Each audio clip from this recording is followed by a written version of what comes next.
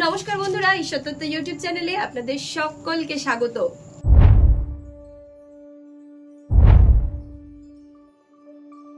আজ সকাল সকাল আরতি দেবী তার বান্ধবী প্রমীলা দেবীর সঙ্গে গল্প করছিলেন। জানিস তো প্রমীলা, প্রায় 2 মাস পর আমার ছেলে আসছে আমাকে নিতে। কত দিন হয়ে গেছে তাকে দেখি না। আমার ছেলে তো আমাকে বলেছে আর বেশি দিন তোমাকে এখানে থাকতে হবে না, তারা আমাকে তাদের সঙ্গে কলকাতা শহরে নিয়ে যাবে। আরতি দেবী অনেক উৎসাহের সঙ্গে তার বান্ধবী প্রমীলা দেবীকে এই সমস্ত কথা বলছিলেন। কিন্তু সেদিন আরতি দেবীর জীবনের সেই সুখ কিভাবে নরকের সমান যন্ত্রণায় পরিণত হয়ে গেল, চলুন আজকের এই কাহিনীর মাধ্যমে জেনে নেওয়া যাক। আরতি দেবী নদিয়া জেলার একটি ছোট্ট গ্রামে বাস করেন। গত বছর ওনার স্বামী প্রবীর বাবুর হার্ট অ্যাটাকের কারণে মৃত্যু হয়েছিল। তারপর থেকে গ্রামের বাড়িতে তিনি একাই থাকতেন। আরতি দেবীর এক ছেলে অমিত, সে শহরে নিজের স্ত্রীর সঙ্গে বাস করত। তারা খুব কমই গ্রামে আসত। আরতি দেবীর হৃদয় সেদিন আনন্দ ও উচ্ছ্বাসে পরিপূর্ণ ছিল, কারণ বহু দিন পর তার ছেলের বউ তার সঙ্গে দেখা করতে গ্রামে এসেছিল। এত দীর্ঘ সময় পর নিজের ছেলের বউর সঙ্গে দেখা করা আরতি দেবীর কাছে কোনো উৎসবের থেকে কম কিছু ছিল না। আরতি দেবীর এক মেয়েও ছিল, যার নাম ছিল প্রিয়া। আরতি দেবীর স্বামী জীবিত অবস্থাতেই তার মেয়ের বিবাহ একটি ভালো এবং সম্ভ্রান্ত পরিবারে দিয়ে গেছিলেন, আর এখন প্রিয়া নিজের গৃহস্থ জীবনে খুব সুখেই আছে। আরতি দেবী প্রিয়াকে বিরক্ত করতে চাইতেন না, কারণ তিনি জানতেন বিবাহের পর মেয়ের শ্বশুরবাড়িতে তার নিজস্ব অনেক দায়িত্ব থাকে। কিন্তু তবুও প্রিয়া মাসের মধ্যে অন্তত একবার হলেও নিজের মায়ের সঙ্গে দেখা করতে আসতো। প্রিয়া যখনই আরতি দেবীর সঙ্গে দেখা করতে আসতো, আরতি দেবী নিজের মেয়েকে বোঝাতেন সে যেন ওনার কথা ভেবে ভেবে চিন্তিত না হয়, সে যেন তার গৃহস্থ জীবন সুখে শান্তিতে কাটায়। আরতি দেবী এটা কখনোই চাইতেন না মেয়ের শ্বশুরবাড়িতে তার দায়িত্ব কর্তব্যে কোনো খুঁত থাকুক। মায়ের কথা শুনে প্রিয়া মাকে বলতো, দেখো মা, আমি জানি যে একজন মেয়ের বিবাহের পর তার শ্বশুরবাড়ি সবার আগে হয়। একজন মেয়ের বিয়ের পর তার শ্বশুরবাড়ির দায়িত্ব সবার আগে পালন করা উচিত, কিন্তু আমি তোমাকে ভাইয়ের ভরসায় এরকমভাবে একা ফেলে রাখতে পারবো না। দাদার যদি তোমার সম্বন্ধে এতই চিন্তা থাকতো, তাহলে বাবার মৃত্যুর পর তোমাকে এইভাবে একা রেখে দিত না। আর এই কথাটা শুধু প্রিয়া একা বলতো না, আরতি দেবীর সমস্ত আত্মীয় স্বজনরাই এই একই কথা বলতো। সমস্ত গ্রামবাসীদের মধ্যেও এই একটা কথা নিয়েই আলোচনা হতো, আরতি দেবীর ছেলের হৃদয়ে কি কোনোরূপ মায়া মমতা নেই? পিতার মৃত্যুর পর মাকে এইভাবে একা একা গ্রামে রেখে দিয়েছে, একবারের জন্যও মাকে দেখতে পর্যন্ত আসে না। কিন্তু সেদিন যখন আরতি দেবীর ছেলের বউ ওনার সঙ্গে দেখা করতে গ্রামে আসলো, উনি সমস্ত দুঃখ কষ্ট যেন এক নিমেষে ভুলে গেলেন। ওনার একটা কথাই মনে পড়ল, যাক, দেরি করে হলেও তো আমার ছেলে আমার সঙ্গে দেখা করতে এসেছে। আরতি দেবীর ছেলে অমিত ও তার স্ত্রী রিয়া যখন গ্রামে আসলো, তখন অমিতের বন্ধুবান্ধবরা অমিতকে বলতে লাগলো, কি রে, তোর কি কোনো মায়া মমতা বলে কিছু নেই? কত দিন পর তুই গ্রামে আসলি। তোর বৃদ্ধ মা এখানে গ্রামের বাড়িতে একা একা থাকেন, তোকে ছাড়া তো ওনার জীবনে এখন আর কেউই নেই। উনি একা একা এইভাবে গ্রামে দিন কাটাচ্ছেন, আর তোরা শহরে আনন্দ ফুর্তিতে রয়েছিস। অমিত গ্রামে যেখানে যেখানেই গেল, সেখানকার লোকেরাই অমিতকে এই একই কথা বলছিল। আর সত্যিই তো, তারা তো কিছু ভুল বলছিল না, কিন্তু সত্যতা এতই কঠিন ছিল যে অমিত সেগুলো সহ্য করতে পারছিল না। আসলে এতদিন পর অমিতের গ্রামের বাড়িতে আসার একটি উদ্দেশ্য ছিল। সে ওই বাড়িটি বিক্রি করে দিতে চাইছিল এবং শহরে তাই দিয়ে একটি বড় বিজনেস ক্রিয়েট করতে চাইছিল। কিন্তু যখন অমিত গ্রামের লোকের কাছে তার সম্বন্ধে এত তিরস্কার শুনল, তখন তার হৃদয় যেন রাগে ভরে গেল। সে সঙ্গে সঙ্গে তার স্ত্রীর কাছে বলতে লাগলো, আমরা আজ সন্ধ্যাবেলায় রওনা দেব, তুমি সব প্যাকিং করে নাও। তারপর অমিত নিজের মায়ের কাছে গেল। মায়ের কাছে গিয়ে সে বলতে লাগলো, মা, তুমি একা একা গ্রামে কি করবে? তুমিও আমার সঙ্গে শহরে চলো। আরতি দেবীও তো মনে মনে এটাই চাইছিলেন যে তিনি যেন এই একাকিত্বের জীবন থেকে মুক্তি পেয়ে যান। তিনি সব সময় নিজের ছেলের বউর সঙ্গেই থাকতে চেয়েছিলেন। ছেলের মুখে এ কথা শুনে তিনি অত্যন্ত খুশি হয়ে গেলেন। ওনার যেন খুশির ঠিকানাই রইল না। তাড়াতাড়ি করে তিনি একটি ছোট্ট ব্যাগের মধ্যে নিজের কিছু জামা কাপড় ভরতে লাগলেন। ওনার বৌমাও এই কাজে সহায়তা করল। সন্ধ্যাবেলা আরতি দেবী তার ছেলে বৌমার সঙ্গে শহরে যাওয়ার জন্য রওনা দিলেন। যাওয়ার সময় তিনি গ্রামবাসীকে বলে গেছিলেন, দেখেছো তো তোমরা, আমার ছেলে অমিত এমনটা নয়। আমি তো তোমাদের সব সময় বলতাম ও নিশ্চয়ই আসবে আর একদিন আমাকে এখান থেকে নিয়ে যাবে। তোমরাই তো বিশ্বাস করতে না। এখন দেখেছো তো, এখন আর জীবনে কোনো দুঃখ রইল না। আমার মেয়েটাও এখন সুখে শান্তিতে সংসার করতে পারবে। তা নয় তো ও সব সময় আমার জন্যই চিন্তা করে। এমনটা বলেই আরতি দেবী গ্রামবাসীর কাছে বিদায় নিলেন এবং যে ছেলের বউর সঙ্গে শহরের পথে রওনা দিয়ে দিলেন। রাস্তা অনেক লম্বা ছিল, তাই অমিত একটি ছোট্ট ধাবায় তার গাড়িটি দাঁড় করালো। তখন অমিত বলতে লাগলো, মা চলো আমরা এখান থেকে কিছু খেয়ে নিই। তুমি তো আসার সময়ও কিচ্ছু খেয়ে আসোনি, তোমার তো খিদেও পেয়ে গেছে।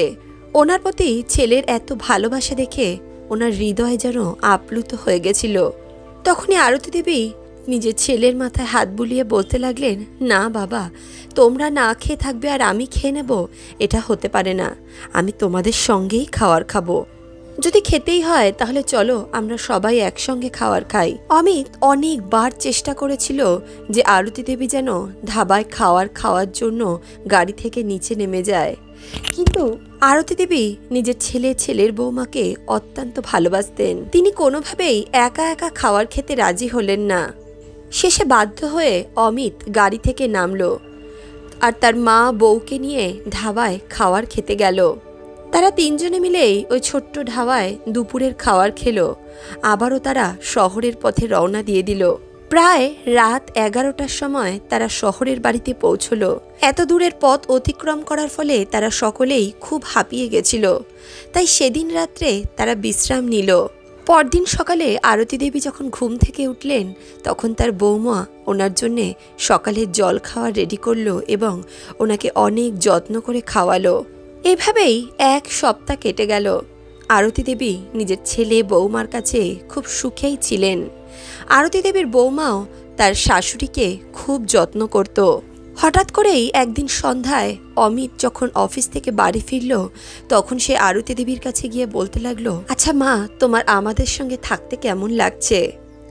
আরতি দেবী বললেন, বাবারে, আমি তো সব সময়ের জন্য এটাই চাইতাম যেন আমি তোদের সঙ্গে থাকি। বিশ্বাস কর বাবা, তোর পিতার মৃত্যুর পর আমার একদম সেখানে থাকতে ভালো লাগতো না। দিন রাত যেন একাকিত্ব আমাকে ঘিরে ধরত। কিন্তু এখন আমি তোদের কাছে চলে এসেছি, এখন আমার জীবনে আর কোনো দুঃখ নেই। আমি অনেক সুখে শান্তিতে আছি। মায়ের মুখে এমন কথা শুনে অমিত বলল, তাহলে মা, তুমি যখন এখন আমাদের সঙ্গে এখানেই রয়েছো আর তোমার এখানে থাকতে ভালোও লাগছে, তাহলে এক কাজ করি না, গ্রামের বাড়িটা আমরা বিক্রি করে দিই। আসলে কি বলতো, আমি একটা নতুন বিজনেস খোলার চেষ্টা করছি আর তাতে কিছু অর্থের প্রয়োজন।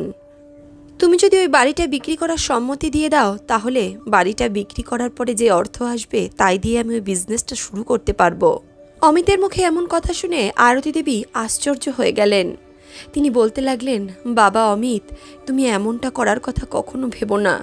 ওটা তোমার পিতার ভিটে। তোমার বাবা অনেক কষ্ট করে ওই বাড়িটি বানিয়েছিলেন। তুমি দয়া করে ওই বাড়িটি বিক্রি করার কথা ভেবো না। কিন্তু অমিত বারবার করে মাকে ওই বাড়িটি বিক্রি করার জন্য জোর দিতে লাগলো। এতবার জোর দেওয়ার পরে আরতি দেবী মনে মনে ভাবতে লাগলেন, সত্যি তো, আমার ছেলে যদি জীবনে উন্নতি হয়, আমার ছেলে যদি নিজের জীবনে সুখে থাকে, ভালো থাকে, তার থেকে বেশি তো আমার কিছু চাহিদা নেই। আমি তো এটাই চাই যেন আমার ছেলের বউ সুখে শান্তিতে নিজেদের জীবন কাটায়। এমনটা ভেবেই আরতি দেবী অমিতের কথায় নিজের সম্মতি প্রকাশ করলেন। এছাড়াও আরতি দেবী এটা মনে করেছিলেন এখন তো তিনি নিজের ছেলে বৌমার সঙ্গেই থাকেন, আর মানুষ যেখানে থাকে, যেখানে মানুষ আপন মানুষকে পায়, সেখানেই তো পরিবারের সৃষ্টি হয়। আর এই সিদ্ধান্তই হয়তো আরতি দেবীর জীবনে সবথেকে বড় ভুল সিদ্ধান্ত ছিল। কিছুদিনের মধ্যেই অমিত প্রপার্টির পেপারস নিজের নামে করিয়ে নিল। তারপর হঠাৎ একদিন দুপুরবেলা অমিত তার মাকে বলতে লাগলো, চলো মা, তোমাকে আজকে শহরটা একটু ঘুরিয়ে দেখাই। নিজের ছেলের কথায় আরতি দেবী খুবই খুশি হয়ে গেলেন এবং একটি ধোয়া সাদা বস্ত্র পরে নিজের ছেলের সঙ্গে তার গাড়ি করে ঘুরতে বেরিয়ে গেলেন। অমিত তার মাকে শহরের বিভিন্ন স্থান ঘোরাতে লাগলো এবং কিছুক্ষণ ঘোরার পর অমিত তার মাকে বলল, জানো মা, শহরে একটি অনেক প্রসিদ্ধ মন্দির রয়েছে। আজকে তো সোমবার আর সেই মন্দিরটি বাবা ভোলানাথের মন্দির। চলো তোমাকে মন্দিরের দর্শন করিয়ে নিয়ে আসি। ছেলের মুখে বাবা ভোলানাথের মন্দিরের কথা শুনে আরতি দেবী বলতে লাগলেন, হ্যাঁ বাবা, তাহলে চলো, আমাকে ওখানে একবার অন্তত নিয়ে চলো। আরতি দেবীর মনে বাবা ভোলানাথের দর্শন করার ইচ্ছে স্পষ্টই বোঝা যাচ্ছিল, কিন্তু অমিতের মনে তো অন্য কোনো পরিকল্পনা চলছিল, যেই পরিকল্পনার সম্বন্ধে আরতি দেবীর কোনো ধারণাই ছিল না। মন্দিরের সিঁড়ির নিচে দাঁড়িয়ে অমিত তার মাকে বলতে লাগলো, মা, তুমি যাও, মন্দিরের দর্শন করে নাও, আমার একজনকে দরকারি ফোন করার রয়েছে, আমি তাকে ফোন করে তোমার কাছে আসছি। আরতি দেবী ছেলের কথা মতো মন্দিরের ভেতরে প্রবেশ করলেন এবং বাবা ভোলানাথের পুজো অর্চনা করতে লাগলেন। মন্দিরে পুজো পাঠ নাম কীর্তন হচ্ছিল। সেখানে বসে বসে ঈশ্বরের নাম করতে করতে আরতি দেবী এটা বুঝতেই পারলেন না যে প্রায় 2 ঘন্টা কেটে গেছিল। এভাবেই যখন 3-4 ঘন্টা কেটে গেল, তখন ওনার মনে হলো, আচ্ছা, অমিত তো অনেকক্ষণ হলো গেছে, এখনও তো আসছে না। দেখতে দেখতে সন্ধ্যা ঘনিয়ে এসেছিল। আরতি দেবীর ততক্ষণে খুব খিদেও পেয়ে গেছিল। তিনি মন্দিরের বাইরে বেরিয়ে অমিতকে খুঁজতে লাগলেন। আরতি দেবী অনেকক্ষণ মন্দিরের সিঁড়িতে বসে বসে অমিতের জন্য অপেক্ষা করলেন, কিন্তু যখন রাত 8টা বেজে যাওয়ার পরও অমিত আসলো না, তখন আরতি দেবীর খুব চিন্তা হতে লাগলো। তিনি অত্যন্ত অসহায় ছিলেন। না উনি শহরের বাড়ির ঠিকানা জানতেন, আর না তো ছেলে অথবা বৌমার ফোন নাম্বার জানতেন। আরতি দেবীর খুব করুণ অবস্থা ছিল। উনি ভাবছিলেন এখন উনি কোথায় যাবেন, কি করবেন। অজানা লোক, অজানা শহর, উনি তো সেই শহরের কাউকেই চিনতেন না। তার উপরে ওনার মাথায় আরও একটা কথা ঘুরপাক খাচ্ছিল, উনি যদি কোথাও চলে যান আর সেই ফাঁকে যদি অমিত ওনাকে নিতে আসে, তাহলে কি হবে। সে কথা ভেবেই আরতি দেবী মন্দিরের সিঁড়িতেই বসে রইলেন। এমনিতেই নিজের স্বামীর মৃত্যুর পর উনি অনেক বেশি দুর্বল হয়ে পড়েছিলেন। তারপরে সকাল থেকে ওনার পেটে অন্যের একটা দানা পর্যন্ত পড়েনি। খিদা, তৃষ্ণা ও দুর্বলতার কারণে আরতি দেবীর মাথা ঘুরিয়ে গেল এবং তিনি অজ্ঞান হয়ে মন্দিরের সিঁড়ি থেকে গড়িয়ে গড়িয়ে রাস্তার উপর এসে পড়লেন। তখনই সেখানে একটি কালো রঙের বড় চকচকে গাড়ি সেখানে এসে দাঁড়ালো এবং গাড়ি থেকে একটি যুবক ছেলে বাইরে বেরিয়ে এসে বলতে লাগলো, আরে কাকিমা, আপনার ব্যথা লাগেনি তো? কিন্তু আরতি দেবী তো অজ্ঞান অবস্থাতেই ছিলেন। আশেপাশের লোকেরা সামান্য জল নিয়ে ওনার মুখে ছিটা দিল। অনেকক্ষণ মুখে জলের ছিটে দেওয়ার পর আস্তে আস্তে ওনার চোখ খুলল। আরতি দেবী খুব ভয় পেয়ে গেছিলেন। জ্ঞান ফেরা মাত্রই তিনি অমিত অমিত করে চিৎকার করতে লাগলেন। হঠাৎ করেই আরতি দেবীর সেই ছেলেটির দিকে চোখ গেল। সেই ছেলেটি খুবই দুশ্চিন্তাগ্রস্ত বলে মনে হচ্ছিল।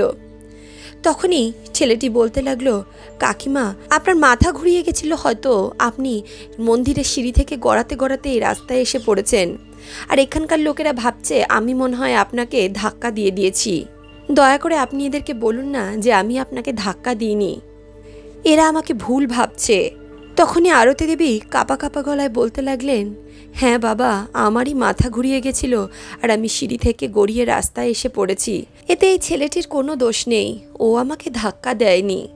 আরতি দেবীর মুখে এই কথা শোনার পর সেখানে উপস্থিত অন্যান্য ব্যক্তিরা আশ্বস্ত হলেন আর তারা সেখান থেকে চলে গেলেন। তখনই ছেলেটি আরতি দেবীকে বলতে লাগলো, কাকিমা, আপনি মনে হয় খুব দুর্বল হয়ে পড়েছেন, তাই আপনার মাথাটা ঘুরিয়ে গেছিল। এইভাবে এত রাত্রে আপনি মন্দিরের সামনে কেন বসে আছেন? আপনি যদি বলেন তাহলে আমি আপনাকে বাড়িতে ছেড়ে দিয়ে আসতে পারি। আরতি দেবী শুধু এতটুকুই জানতেন যে তার ছেলে কোন শহরে থাকে, কিন্তু সেই শহরে সে কোথায় থাকে সেই সম্বন্ধে তো আরতি দেবীর কোনো ধারণা ছিল না। ছেলেটির মুখে এমন কথা শুনে আরতি দেবী বলতে লাগলো, আসলে বাবা, আমি দুপুরবেলায় আমার ছেলের সঙ্গে মন্দিরে এসেছিলাম, কিন্তু এত রাত হয়ে যাওয়ার পরও সে আমাকে নিতে আসলো না। তখনই ছেলেটি সহানুভূতির স্বরে বলতে লাগলো, কাকিমা আপনি আমাকে ওর ঠিকানা দিন, আমি আপনাকে সেখানে পৌঁছে দিচ্ছি। তখন আরতি দেবী বলতে লাগলেন, দেখো বাবা, 1 সপ্তাহ হয়েছে আমি এখানে এসেছি, তাই আমি এখানকার কোনো জায়গায় চিনি না।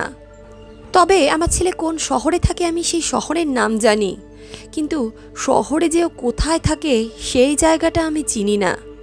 তখনই ছেলেটি বলতে লাগলো, আচ্ছা ঠিক আছে কাকিমা, আর কাজ করুন, আপনি আমার সঙ্গে চলুন, চলুন আমরা আগে শহর অবধি তো পৌঁছাই, তারপরে আপনার ছেলে কোথায় থাকে সেই জায়গা আমরা খুঁজে বার করব। আমার দাদা শহরের পুলিশ কর্মী, তিনি আপনার ছেলেকে তাড়াতাড়ি খুঁজে বার করতে পারবেন। যুবকের কথা শুনে আরতি দেবী একটু স্বস্তির নিঃশ্বাস ফেললেন। তারপর তিনি ওই যুবকের সঙ্গেই যেতে রাজি হয়ে গেলেন। রাস্তায় যেতে যেতে আরতি দেবী সেই যুবককে বললেন, ওনার ছেলে একটি বড় কোম্পানিতে সফটওয়্যার ইঞ্জিনিয়ারিংয়ের কাজ করে, ও কলকাতা শহরের একটি নামি দামি এলাকায় থাকে। তখন ছেলেটি বলতে লাগলো, আরে কাকিমা, আমিও তো কলকাতায় থাকি, আমি আমার পরিবার সকলে কলকাতা শহরেই বাস করি। তারা যখন শহরের সীমায় পৌঁছলো তখন ছেলেটি একটু চিন্তায় পড়ে গেল। সে ভাবতে লাগলো এখন তার কি করা উচিত। ছেলেটি ভাবলো মনে হয় তার দাদাকে ফোন করা উচিত। এমনটা ভেবেই সে তার দাদাকে ফোন করলো। কিছুক্ষণের মধ্যেই তার দাদা সেখানে উপস্থিত হলো। তার দাদা একজন পুলিশ ইন্সপেক্টর ছিলেন। তিনি আরতি দেবীকে জিজ্ঞেস করলেন, আচ্ছা মাসিমা, আপনি কতক্ষণ ধরে মন্দিরে বসেছিলেন? তখন আরতি দেবী এক এক করে সমস্ত ঘটনা সেই পুলিশ ইন্সপেক্টরকে বলতে লাগলেন। তিনি বললেন, হঠাৎ করে দুপুরবেলা ছেলে আমার কাছে এসে বলল, তোমাকে শহর ঘুরিয়ে দেখাই। তারপরে কিছুক্ষণের মধ্যেই আমরা গাড়ি করে বেরিয়ে পড়লাম শহর ঘোরার জন্য। 2-1টা জায়গা ঘোরার পর ছেলে বলল, চলো মা, তোমাকে শহরের বাইরের একটি বড় মন্দিরের দর্শন করিয়ে নিয়ে আসি। আমিও ভাবলাম ভোলানাথের মন্দিরের দর্শন করা তো আমার জীবনের অনেক দিনের ইচ্ছে। এমনটা ভেবেই আমি ছেলের কথায় রাজি হয়ে গেলাম। তারপর সে আমাকে বলল, মা তুমি মন্দিরে গিয়ে ভোলানাথের দর্শন করো, আমি একটা ফোন করে আসছি। কিন্তু তারপর থেকে এত রাত হয়ে গেল, সে আর ফিরে এলো না। আরতি দেবী মনে মনে ভাবছিলেন, যাক, শহর অবধি যখন পৌঁছে গেছি তাহলে বাড়িতেও পৌঁছে যাব। কিন্তু এই পুলিশ ইন্সপেক্টর খুব ভালোই বুঝে গেছিলেন যে আরতি দেবীর ছেলে আরতি দেবীর কাছ থেকে পিছন ছাড়ানোর জন্য ওনাকে মন্দিরে ফেলে চলে গেছে। তখনই সে বলতে লাগলো, আচ্ছা কাকিমা, আপনি মনে হয় সকাল থেকে কিছুই খাননি, চলুন আগে আমরা কিছু খেয়ে নিই, তারপরে আমরা আপনার ছেলেকে খুঁজব। আরতি দেবী খুবই ক্ষুধার্ত ছিলেন, কিন্তু অজানা অচেনা মানুষের উপরে বোঝা হওয়ার ওনার কোনোরূপ কোনো ইচ্ছা ছিল না। আরতি দেবী বলতে লাগলেন, না না বাবা, একবার ছেলের কাছে পৌঁছে যাই, তারপরে শান্তি মতো বসে খাবার খাবো। তখনই পুলিশ ইন্সপেক্টরটি হেসে উত্তর দিল, আচ্ছা মাসিমা, আমরা দুজনও তো খাচ্ছি, তাহলে আপনি যদি না খান তাহলে কি আমাদের ভালো লাগবে বলুন তো? এছাড়া আপনার ছেলে তো কোথাও পালিয়ে যাচ্ছে না, চলুন আমরা একসঙ্গে বসে খাই। ইন্সপেক্টরের এত জোর করাতে আরতি দেবী রাজি হয়ে গেলেন এবং তিনি তাদের সঙ্গে বসে খাবার খেলেন। তারপর তারা সকলে ইন্সপেক্টরের বাড়ির দিকে রওনা দিল। ইন্সপেক্টর আরতি দেবীকে বলতে লাগলেন, দেখুন মাসিমা, অনেক রাত হয়ে গেছে, এত রাত্রে তো আমরা আপনার ছেলেকে খুঁজতে পারবো না, তাই কালকে সকালে আমরা খুঁজতে বেরোবো। আজকে রাত্রে আপনি আমাদের বাড়িতেই বিশ্রাম নিন।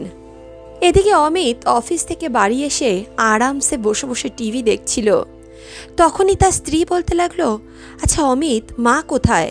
তুমি তো সকাল সকাল ওনাকে নিয়ে গেছিলে শহর ঘোরাতে, তারপরে তুমি বললে ওনাকে শহরের বাইরে একটা মন্দিরে দর্শন করিয়ে তারপরে নিয়ে আসবে বাড়িতে, তবে তুমি একা কেন আসলে?